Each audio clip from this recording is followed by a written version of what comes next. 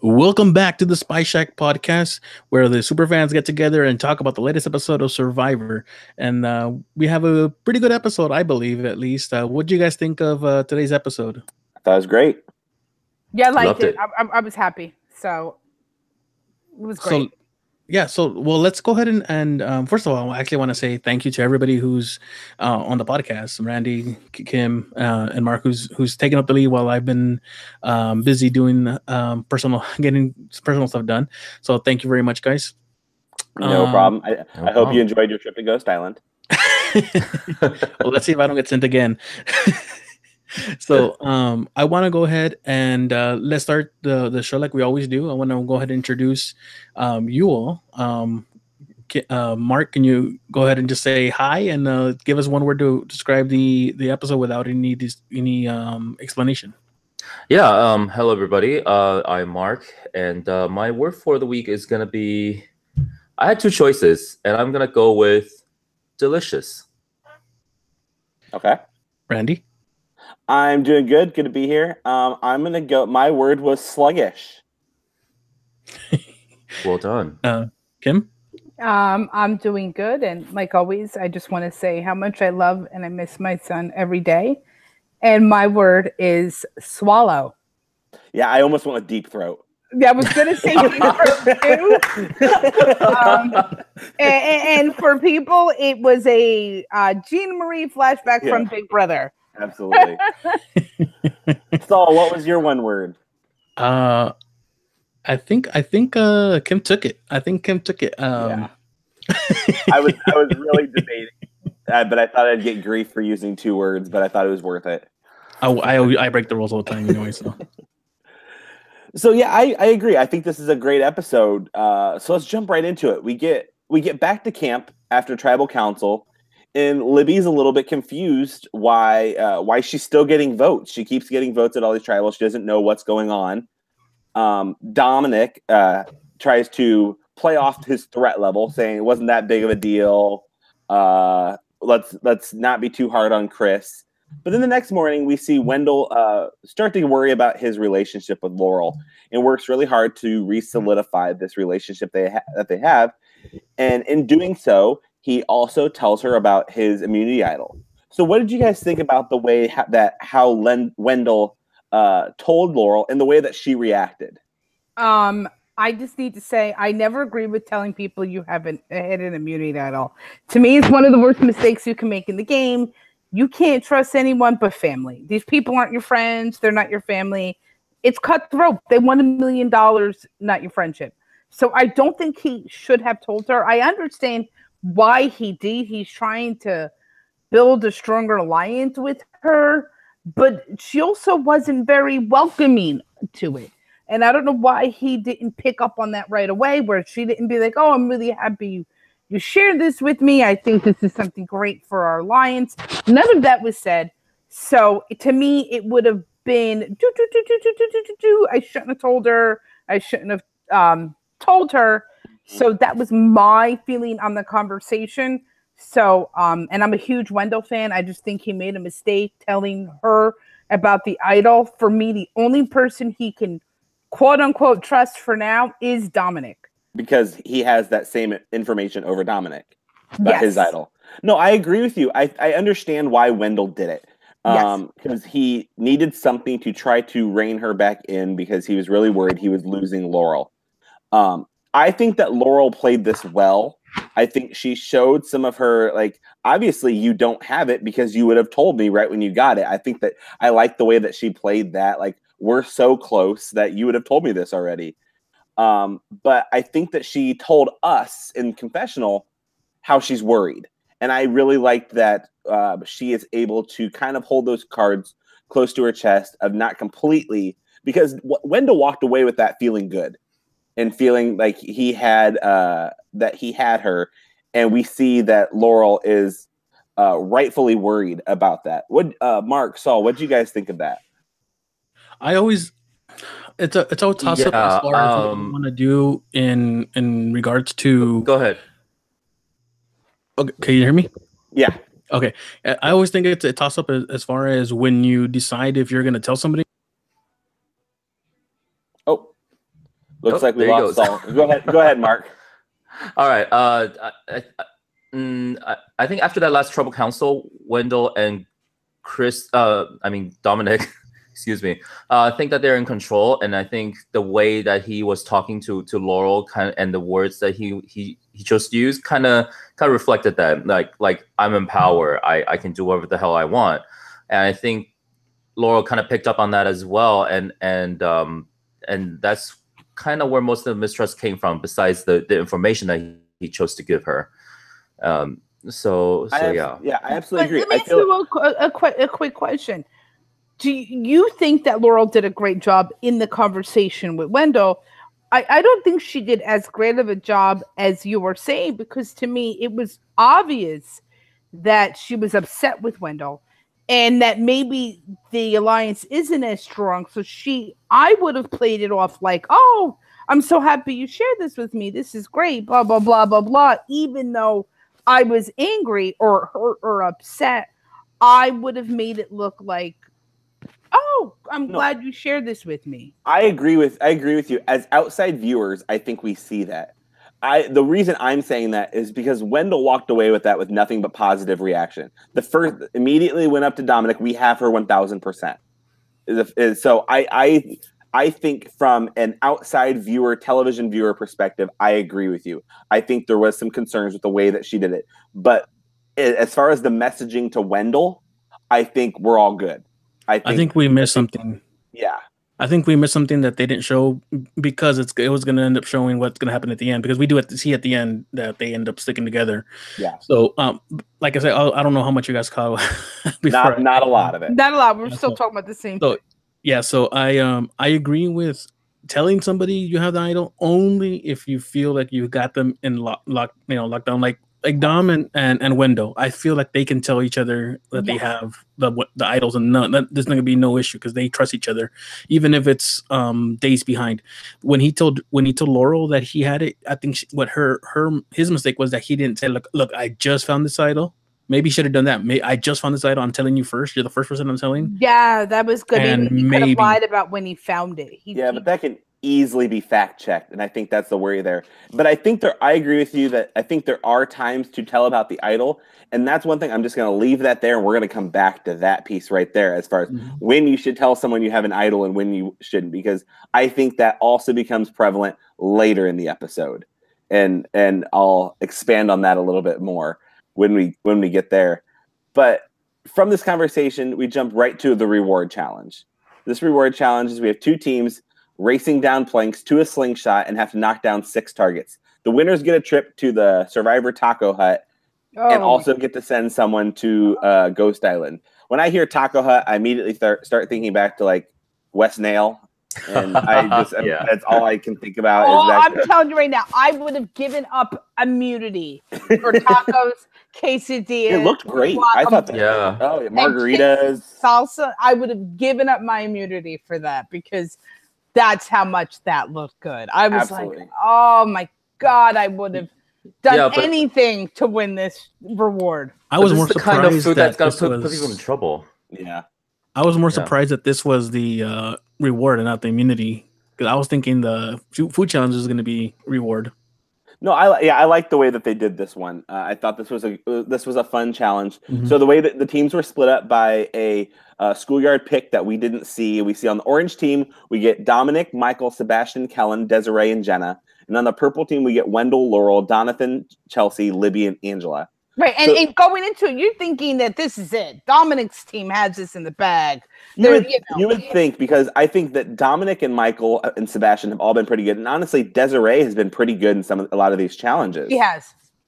But throughout the whole challenge, Purple holds a pretty consistent lead throughout, and it's 100% because of Wendell and Laurel. Wendell ends up knocking down 4 of the targets, and Laurel winds up knocking down 2. Purple wins. And they decide to let it go to Rocks to decide who goes to Ghost Island, and it's Jenna. What did you guys think of Purple's performance of this? And actually, let me back up 1 second. There is a couple lines in there that we can't skip over. We can't skip over the fact that Jeff Probst says Sebastian misses because he's too high. When he kept aiming too high, but the way he said it, we can't skip over that, because I thought that was wonderful. Because He looks high all the time. Yes, happy 420 tomorrow. Also, we can't skip over the fact that he said, "And Chelsea achieving her goal of participating." That I thought that was. Let's remember, Jeff throws a lot of shade. There were 2 or 3 of them in this challenge alone that I thought were just wonderful. It's 420 for me right now. So yes, that is true. I forgot about that. So, what did you guys think of Purple's performance during this challenge, especially Wendell and Laurel, and the fact that they let it go to Rocks as for Ghost Island at this point in time in the season? I don't have any problem with them letting go to Rocks. They don't really have anybody that. Well, I guess you don't want to make it seem like you want a specific person out there. So I think that's the best way to hide it. But yeah, Purple. I think their strategy of just sending something that's Wendell and Laurel coming back. Yeah, something the Orange didn't do until the very end. I agree. For me, I thought the challenge was great. It was exciting. It was fun. Laurel did get tired, which is fine because I would have been tired. But Wendell and Laurel did carry that team. Everyone else basically did nothing. They did their goal. They got their one and ran back fast. That was their job. That was it. You have to. They participated. And it was fun to watch Wendell and Laurel run back and forth. Yeah, because they knew that's who had to go. And I thought the Orange team did decent. It was just you couldn't compete with Wendell. And I agree with drawing Rocks, but we'll also discuss to me, it's just to have them go before the immunity challenge. To me, it's just so pointless. I think it gives so much more excitement when you're drawing Rocks and you know that someone going isn't coming back till after, the tribal. So basically, that person also has immunity, and they don't have a vote. To me, that adds some more excitement. Well, see, there, I wouldn't. If that was the case, I wouldn't let it go to Rocks. I would choose somebody that I know I didn't want voting, and I didn't want 6 people having to agree on it. Yeah, that's the thing. 6 people aren't going to, but it also shows a whole lot more like, will they allow it to go to Rocks? Are they going to debate? Are they going to argue? This is the person I'm hoping is either safe or can't vote. That makes it so much more exciting other than you're going to go there, you're either going to have something or you're not. You'll get to eat rice and relax. No, I agree. I thought that, so I think that Orange tried to do a similar strategy in the actual challenge. I think the only difference was Wendell seemed to be getting on the first try. They were hitting targets when Orange was really struggling. So I think they probably had the right idea because they did it a couple times where the girls just ran out, did one, ran back. They just weren't hitting the targets. But if you looked at even Jenna, when she did it, she kind of hesitated. She did. That was weird. Know what she was doing, yeah. But well, as Kim kind of alluded to, we'll skip right there because that's what's next on this is Jenna's trip to Ghost Island, and she got no game in the urn, and she summed it up. If I'm not going to play a game, what's the point of Ghost Island? I think that sums it up for us right there, because I think we all kind of feel that way, that if nothing's going to happen there, why do we need to see it? But that's also why the segment on the show lasted about 45 seconds and it was over. Is she also the first one not to have a story, right? Yeah, there was nothing. Yeah. It was just boring and pointless. There's so much more that could be at Ghost Island. And I really feel like, granted, we really can't have another immunity idol. I get that maybe there's always too many, but there could have been something else, like a double vote. Mm-hmm. Something that could have put a little bit more excitement in. I don't know. I feel like there always should be either when you crack the urn, it's either advantage or a disadvantage. That's what you're taking the chance on instead of nothing. Because then you decide, do you want to break it? Because you might have an advantage or you might have a disadvantage. And to me, that brings more excitement and drama to what could happen other than I have nothing. No, I agree. Some rice. Yeah. Who was aware of Chris's Ghost Ghost Island Idol? No one. Nobody. Angela. He didn't even tell them at Ponderosa. Ah. If you watched last week on Twitter and everything, they were finding out for the first time then. They had no idea he had an idol. And I find that hilarious that he didn't tell Probably anyone. he might be able to use it. I'm telling you, this is why Chris wasn't the best player by any means, but he was good TV. Yeah. He was funny. The rap video was hilarious. I think that, you know, I think Survivor normally 9 out of 10 times hits it out of the park with casting. I need to get something on my chest though. I wasn't here last week, so CBS stop spoiling the episode by releasing the Ponderosa early. So I don't know if you guys knew that, but they released that like 5 minutes early. Yeah, why are you subscribed to them? But their cover art isn't spoiling. You have to click on it to spoil it. No, but it said music. It said it had the title on it. It was something different. It didn't have like your regular Ponderosa video title. It just says interview with the first eliminated. Is what that's what their Ponderosa videos are called this year.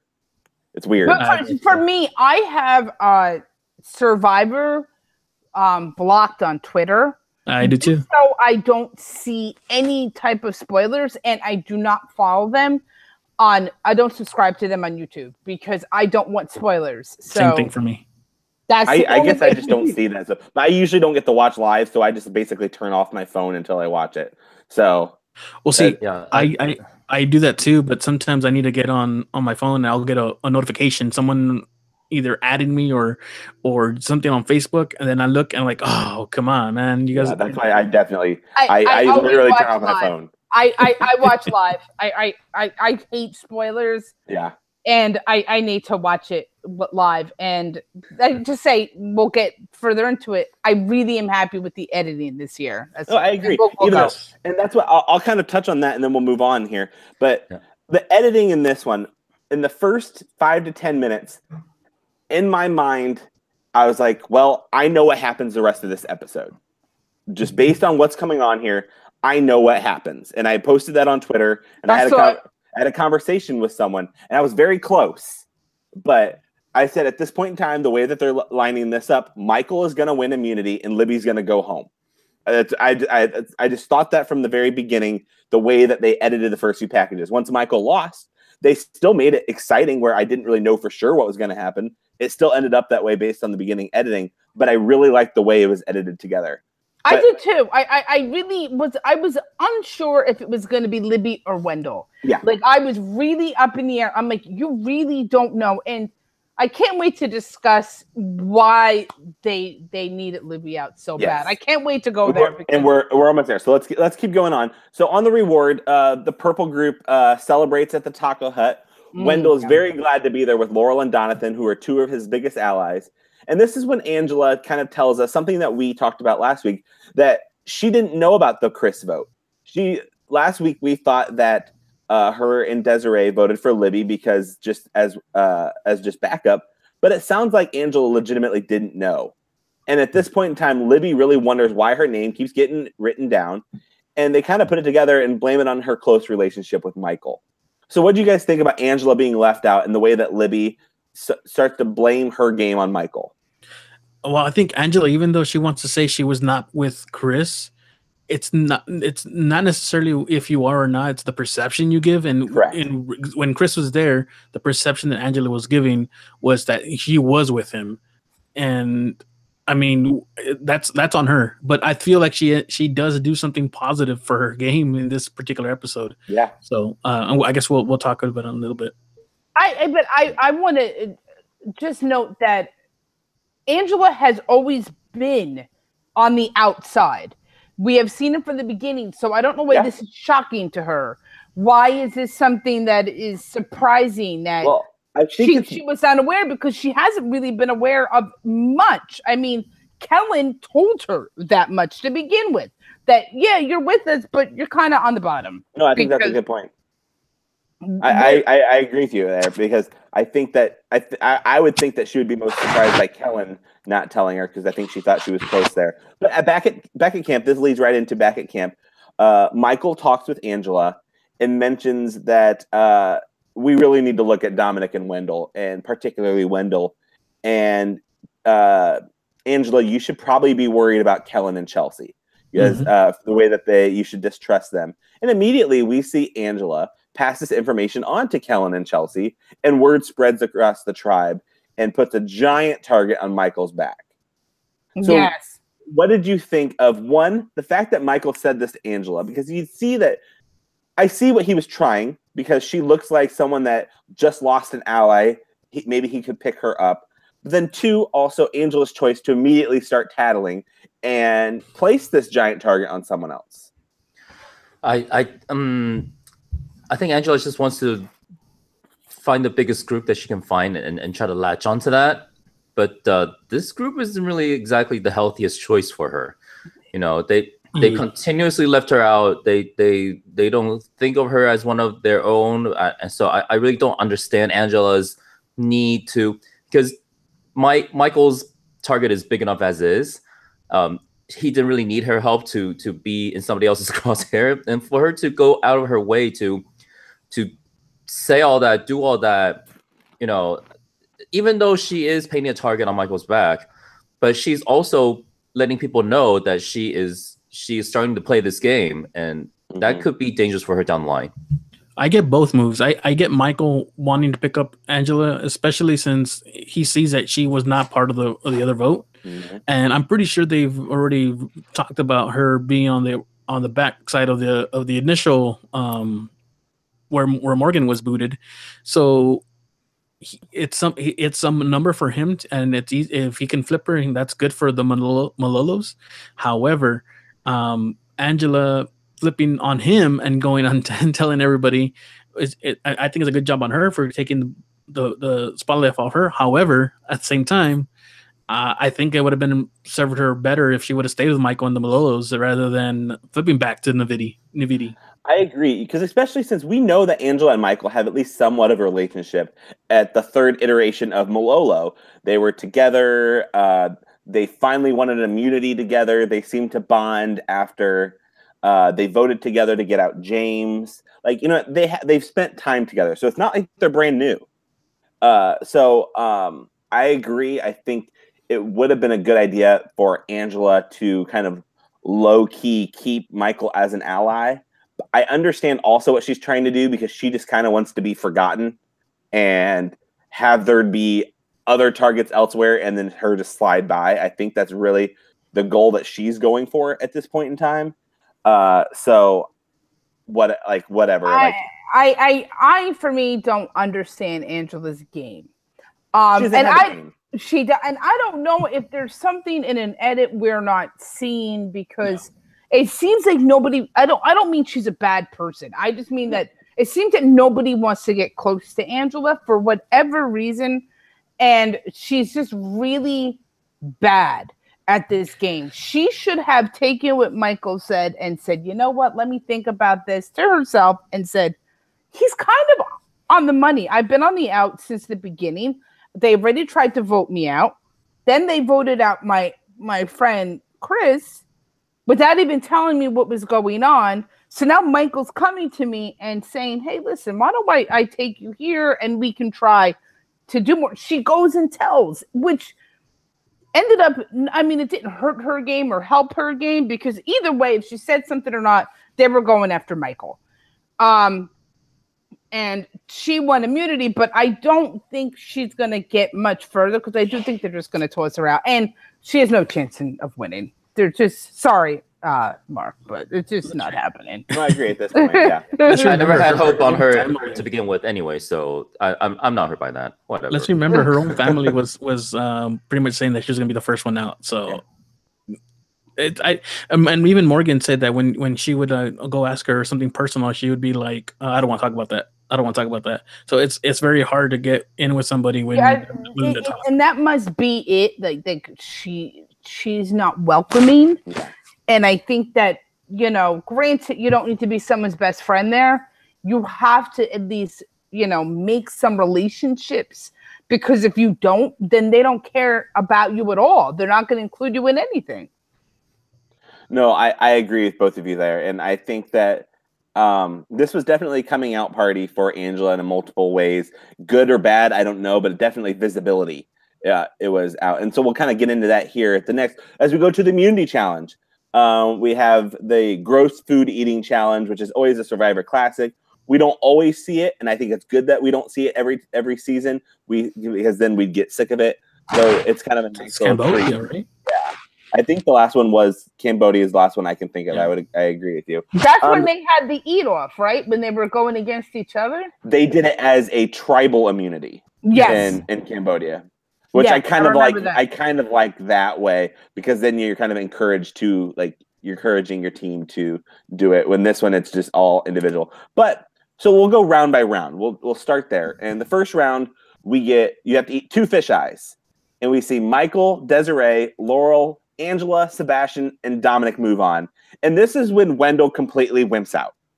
Wendell, I'm not even gonna lie. Wendell, I might have done what Wendell did. It was so funny though. He picks it up the first time he actually touches it and immediately throws it and says, nope, I'm done. And you just see Chelsea laugh at him. And I thought this was a fun little thing. We see Wendell freak out and Chelsea kind of gets sick on hers. But I thought this was kind of a fun character moment. I didn't really like that Wendell quit. It wasn't really a great look for Wendell, but it was funny. But here's the thing, and I'm not going to discredit Wendell altogether because for me, I would not have been able to do it. Knowing that my first thing is fish eyes, whatever's coming next, I'm not going to be able to eat either. So why bother? Yeah, I have a weak stomach. I mean, I was barely able to watch them eat it, much less try to eat it myself. Yeah, but it's one of those things that you're out here and the 11 other people all did it, or at least attempted to. I just think it's a bad look. Yeah. I like my fish eyes cooked. They were super raw. Yeah, and then slimy. So slimy. Yeah. I can understand Wendell's frustration with that. Yeah. So yeah, but once you're on Survivor, I mean, you do it. I'm sorry. But here's the thing: I don't think Wendell. There's times people don't go for immunity because they just have this arrogance that they're safe. I don't think that was the case with Wendell. I just think that Wendell couldn't bring himself. Yeah, I don't think he felt like, oh, I'm so safe, I don't need to bother. I think it's a combination of both because I think there is a lot of arrogance with Wendell, especially recently, that's starting to worry me. But I think it was a combination because he did explain that in an extra confessional that he just has a weird stomach and it wouldn't settle well. But it's still, I'm just saying, it just kind of wasn't a good look. I think the way that he played it off kind of funny, kind of saved it a little bit. But anytime you don't try on the challenge, it looks a little bit bad. But we'll move on to the next round. Round 2 was you have to eat 3 beetle larvae. And we see Michael, Sebastian, and Angela move on. This was the beetle larva that Jervis couldn't finish. No. So coming back from Ghost Island. Protein. So I thought this one was kind of interesting. No. And Angela almost lost on this one. She barely beat out Desiree, which I thought was kind of interesting later. So here's the real one that really still disturbs me to this day is round 3, the 2 sea slugs. And seeing Angela immediately deep throat that slug and just swallow it was so disturbing. And then especially the second one that she choked on and she tried it again down her throat to bring it out and put it back in. It was big. I'm like, the way we're describing this, I don't know if we're gonna be able to monetize this video. Those things were so disturbing. When I saw it, I was like, did she just do what I think? I had to take a double look because I'm like, did she just deep throat that? And just like without chewing? Yeah. I'm like, is she worried about choking? Like it wasn't and then I got flashbacks of Gina Marie from Big Brother with the frozen yogurt. Oh yeah. I was thinking Coneheads. I don't know what you guys you didn't see this scene in Big Brother when Gina Marie basically kind of did the same thing. It was, I was like, not made for TV. But I was really rooting for Michael. But it was close, but she just basically deep throated them all. Like it was just like swallow. Swallow. Michael did beat her on the sea slugs. And while Sebastian kind of quit midway through, it seemed like, because it was gross. But then round 4, the meat of Mother of Pearl. So I thought this was kind of weird. Is that like an oyster? Isn't that oyster? I'm sorry, they zoomed in and I saw scallops. Like I don't really understand that one, but whatever. But because I was confused by that too, because I'm like, is that just oysters? Yeah. Don't people eat oysters all the time? Yeah, I don't know. I thought that was really weird. But this is the weird one as well, where Angel just shoves the food in her mouth and then dances. And just dances around. But she goes on to win immunity, so good for her. I really thought Michael had this one the whole time. He got first in every single heat he was in the whole way through. So I was disappointed that Michael didn't win this one. Me too, but I like that he went back and he ate the rest. And he said, you know what? I've always wanted to play this game, and the likelihood of me ever playing again is slim to none. Yeah, okay. Oh, I've said that I thought Michael was going to come back, and you were the one that told me you don't think he ever will. I think he will become too good for it. I think he will have because honestly, he's killing it in modeling. He really he's been in a lot of stuff. He's beautiful. So I think he would be invited back. Don't get me wrong. I 100% think he would get invited back if he is free enough to do it and not too busy modeling somewhere, or you know what I mean. That's where I think the question is. But I wonder if Chris is all intimidated because Michael is beautiful. Like he physically, his height, his body, his face is all model to me. Well, I think Chris is doing pretty well in all honesty too. I don't know if you good-looking guy too. I don't know if you guys saw, but Ellen invited him to model in underwear on her show. Did she? You know what? My brother, who doesn't watch Survivor, said, "Oh, they had some guy from Survivor on Ellen that said, you know, they played the beneficiary clip." Yeah, yes. And I was like, and I'm like, did they do the rap one too? He said no. I'm like, oh man. Yeah. So but I think he's doing fine. So. I don't know. I thought, but back to this one. I thought this was a fun challenge. I really enjoyed this challenge. It was. I thought they had some fun doing it. Angela was very disturbing. She's like, I had words in my mouth before. It was, exactly. She was like, no big deal. It was that was whatever. Well, we'll go back to camp. Back at camp, we see the Navidi girls sit with Laurel and Donathan and discuss the vote split between Michael and Libby. And I thought this was a really important scene here, is that we see them and Laurel is like, I don't really know the plan. What is the plan? I've not really been told anything. I don't feel like I really have much say in it.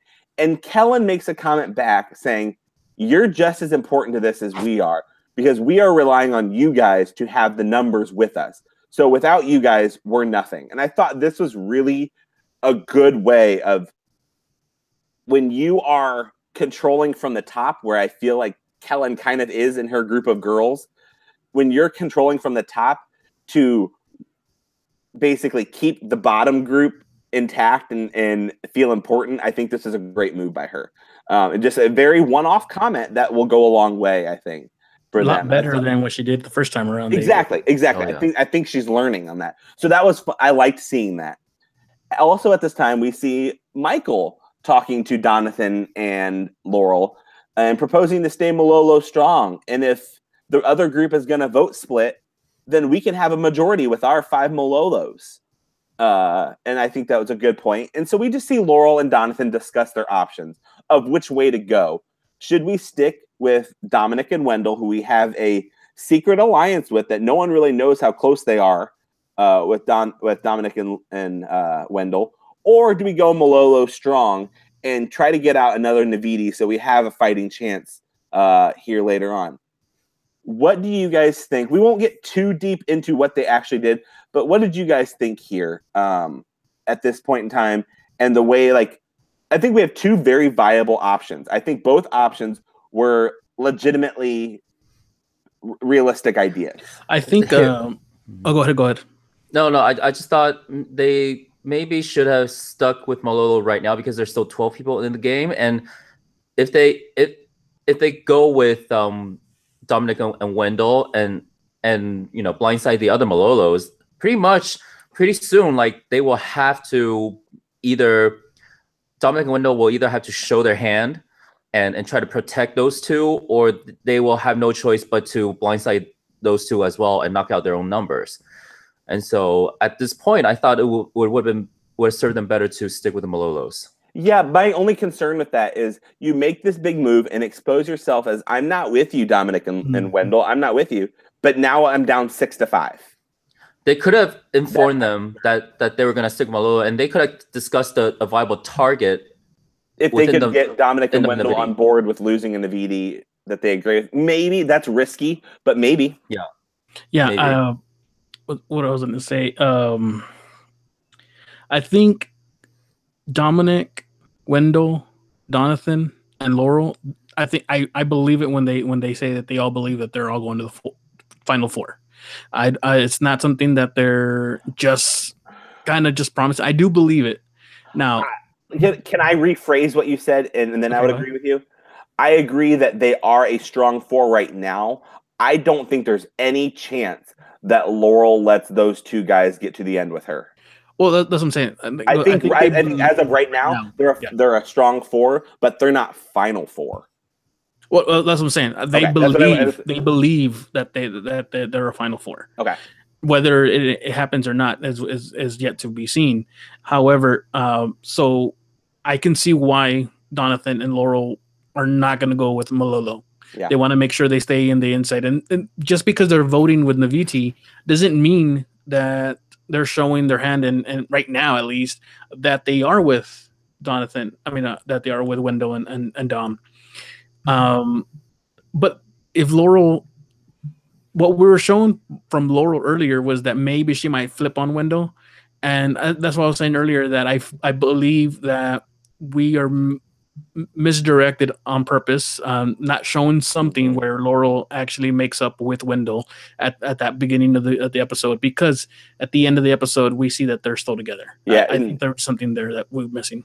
I think Laurel is way too big of a fan and she knows the show way too well to know that you make that move at 12. Yeah, you make that move at 9 or 7 if you're doing that. So I think it was a good move for her in the short term. In the long term, but to stay where she is. So at this point in time, I think there's another kind of interesting set of scenes that we see. We see Dominic go up to Libby and say, "The vote's Michael. Vote Michael. You're good. You're safe." And then immediately after that, we see Donathan tell Libby that, well, yeah, Michael's the vote, but you're getting votes on the split. You're also getting votes here.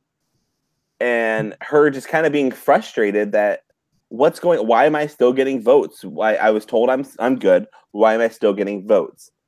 So I thought that was very interesting. So this is where I'm going to bring back our earlier discussion of when you tell people you have idols.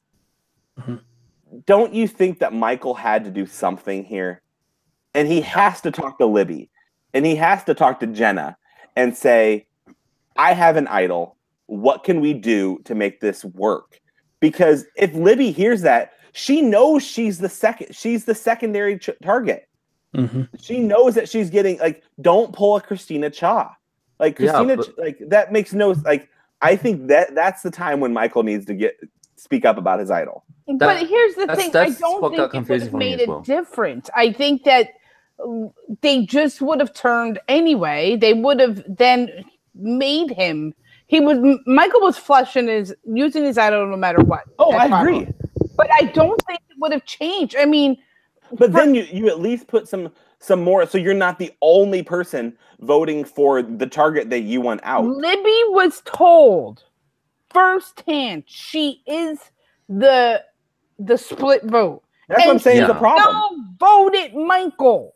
Yeah. Okay, so I don't think it would have changed anything. But okay, let me reiterate that a little bit. If you hear, where I'm going to defend Libby a little bit on that, because if you hear there's a vote split between you and the other person, you want to make sure that person has more votes than you, and nothing goes wrong in the vote split. I understand. Why not talk to Michael? Because Michael's I agree with you there. Let's figure something out. They are trying to vote one of us out. Let's see what we can do. But here's the problem. Libby had no one. She really didn't. She Jenna. was but I think her and Jenna are really close, yeah. That was it. She really didn't have the people for the votes. It didn't. She was going. I mean, and I felt just like Angela for some reason. And I really like Libby. I didn't think I was going to like her preseason. I thought she was going to remind me too much of who's the chick from last year that was hooking up with that guy, the nurse, Jessica. I thought she was going to remind me of Jessica. And I didn't dislike Jessica. I just wasn't a fan. Yeah. And I thought that was going to be the same with Libby, but Libby was very different than Jessica. Yeah, I think that I guess I'm not saying what would happen here being results oriented. I don't know if it would have changed, but I think there was a problem that there is a missing conversation between Michael and Libby that need to happen for both of their sakes. Yeah. So I also want to think back to her betraying Morgan and see how she might have actually been better off keeping Morgan. Yeah, very possible. And think about then, back when Wendell was a secondary thought, it could have been Morgan or Wendell. And you know what I mean? Like, there's been Wendell's had a couple close calls here. Yes, and we need to talk about what an idiot he was for not playing his idol. Granted, it worked. We'll get into that right here, and that's where I'm gonna put you on hold, pause for just a second, and then I'll let you go. So at Tribal Council, we see multiple discussions about the game ramping up, and people saying that the original tribes are no more. It's really you got to make a move. Michael says people are too comfortable. Big moves need to be made, and there's lots of discussions about when's the right timing. So eventually, we see Michael play the effing stick idol. We see Jeff do a little fake out of this is not just a stick. This is an idol. I thought that was a great move by Jeff. Yes, I thought I was very proud of. He got the line. He did it. He has a bunch of good lines this episode, but we don't see anyone else play an idol. Kim, go ahead and continue with what you're saying there. Okay, so here's the thing. Once Michael played his idol, there was no reason Wendell shouldn't have whipped his idol out and said, I'm playing mine too. Because at this point, the target has an idol. So when a target is playing their idol, if you have one, you play it. Yeah, but they had a vote split plan for a reason. Like, this was part of their plan. Mm-hmm. They had a vote split with planned out. Then they said, we'll put him on Libby in case he does have an idol. So this was part of their plan. You can't, and plans have not always stuck. Not always, but for him it worked. It did, but it worked. So you're telling me if you were there and Michael played his idol, you would not have played yours? It 100% depends on how you feel with your group. And obviously at that point in time, he rightfully felt good with his allies. It all depends. He did the same bluff that Chris did, except that it worked out for him. Exactly. No, 100%. And so I think that's I understand why Wendell didn't play it. Absolutely. I really thought it might have backfired on Wendell. I really thought there was a chance. But in the end, we see 7 votes against Michael that don't count, 4 votes against Libby from Desiree, Laurel, Kellen, and Chelsea, and 1 vote for Wendell coming from Michael. And we see Libby exit the game. I want to discuss why Libby. I just don't get why she was such a threat to everybody. The girls were threatened by her. Yeah, and I don't understand why. And I think Dom and Wendell were PO'd from her from the first switch, so I think that had something to do with it. I don't get she wasn't overly sexualized where you have to feel like the guys are going to keep her because of this. I will never understand why Libby. I see it. I 100% see it. I think that Libby was very personable, was very charming to the people. She was very good with talking with people, and because every scene that you see her in, you see she's not being sexual. No, she's being charming and people and drawing people in, and people trust her, and she knows, and she's smart. She really why don't they see this with Laurel? Well, Laurel, they think is good with them. I think that's what it is. Because you see Libby so close with Michael the whole way through. From the beginning, she was close with Michael. I think Libby. How old is Libby? Do we know? 22-ish, young 20s. And she's not dating Michael? 24. I don't know if that's official or not, but it's possible. I see Libby being more like I forgot her last name in the Australian Outback, but Elizabeth Hasselbeck. Not right now, but back then in the how everyone kind of just saw her as just being there and nice, and she was not against it wasn't like she was going against anybody. It's very hard to remember how Elizabeth Hasselbeck was, because I just have such disdain for her now that it's hard for me to remember. I loved her she then. was like. I loved her. Yeah, we loved her on Survivor. Oh, 100%. Yeah, but I think a lot. And Libby kind of also said in her interviews before the game that she admired Elizabeth Hasselbeck. Yeah, she did. That's a good point. Yeah. She did, which is actually why we thought that we were not going to like her. Yeah. I think that a lot of people were trying to compare Libby to Andrea, and I don't know if I fully see it, but I see there's pieces of Andrea there. I don't think she has the sneakiness that Andrea has, even though I think that that Libby is a lot more strategically minded than people probably gave her credit for. But yeah, so I can go ahead. Well, I think we're at a good point to do this. Yeah, I'll do kind of the draft update, then I'll do final words since it's mine. So let me know when you guys can see the draft board. You guys can see it? Okay. So I am still leading with 123 points, down to 3 teammates left: Sebastian, Kellen, and Laurel. Kim is in second place right now with 109, left with Wendell, Jenna, and Michael. Saul also has 3 people left with 86 points, with Dominic, Donathan, and Desiree.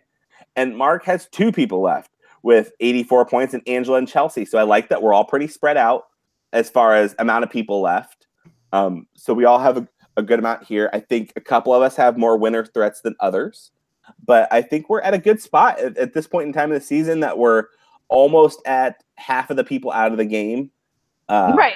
And I think the only people who don't have a winner threat is obviously Mark. Yeah. I think whatever. Saul could have a winner threat with either Dominic or Desiree. I don't know if it's possible, but I don't think that those are horrible choices. Yeah. So I think Dominic is a good winner threat, and I think Donathan and Desiree are kind of maybes. I wouldn't put them in the top tier, but I think they both kind of in that middle tier right now for me. And I think that you and I have 2 winner threats apiece. Yes. I think I agree. That Jenna and Sebastian are useless for us. Yeah, I mean they're invisible.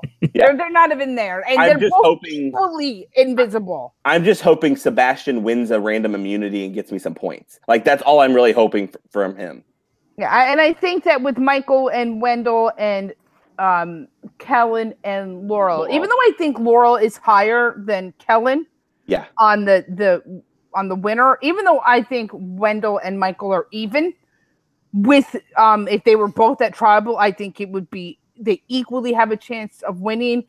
I think if Kellen and Wendell has a better chance of getting there. Yes, I think both of their edit is potential winner, but I think Michael has a lot harder road to get there.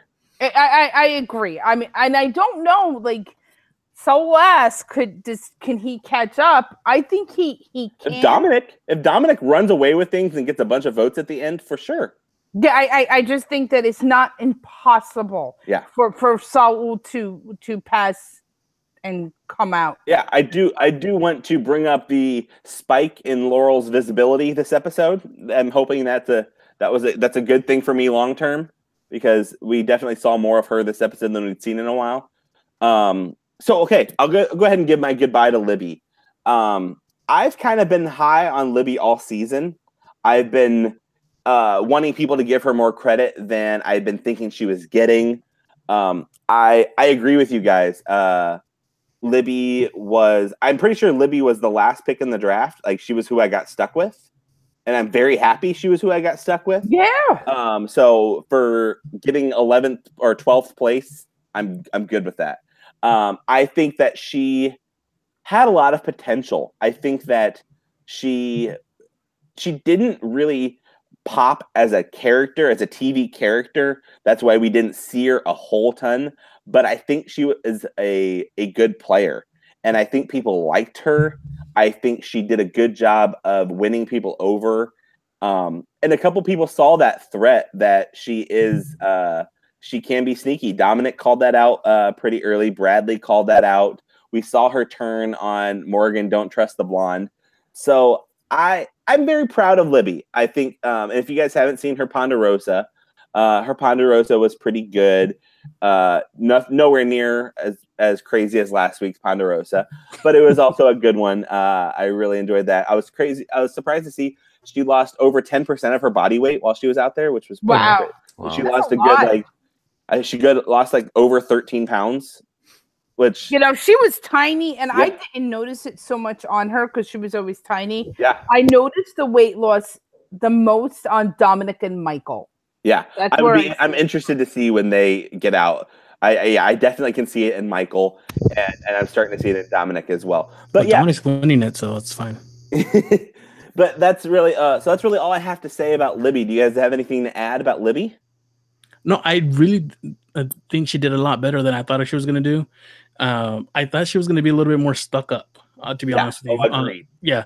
So, and she turned out to be nice. And that's going to be one of the reasons why she ended up having to leave, because if she does make it to the end, and she does, ride some coattails and make it to the end, she might just be nice enough to get the votes.